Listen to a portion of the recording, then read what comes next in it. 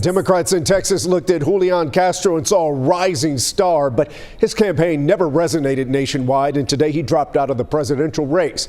So what happened? Well, the political website 538 says Julián Castro never really found his base.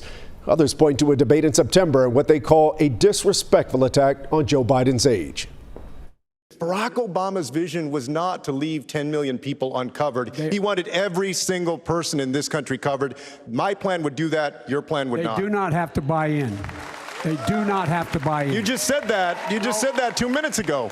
You just said 2 minutes ago that they would have to buy in. You said they would have to buy in. Have to buy in. If she qualifies for Medicaid, are you forgetting what you said 2 minutes ago? Be in for it. Are you forgetting already what you said just 2 minutes ago? Yeah, I mean, you can hear the crowd grumbling after that exchange. Kevin Reese explores what went wrong and what might be in Castro's future. Frustrated. The high point in Julián Castro's campaign was in late June on the debate stage in Miami, in a loud argument on immigration with Beto O'Rourke. If you did your homework on this issue, you would know. A breakout moment that gave him a surge in fundraising and a surge in confidence. What I did the other night was that I clawed my way into this race. A few days later, he sat down with our Jason Whiteley talking about his renewed hopes for his campaign. And now we're going to keep working hard every single day to maintain that higher profile, that better fundraising, more support out there. But in that same interview, he said that without continued national media coverage, sustaining that fundraising would be difficult.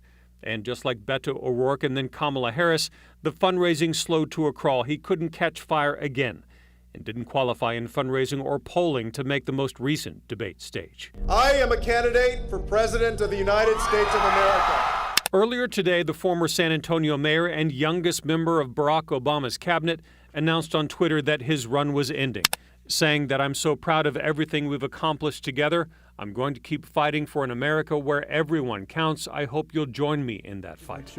And in a 3-minute video promised that the only Latino in the Democratic presidential field will be back, ending his message in Spanish by saying, one day we will win. To all who have been inspired by our campaign, especially our young people, keep reaching for your dreams and keep fighting for what you believe in.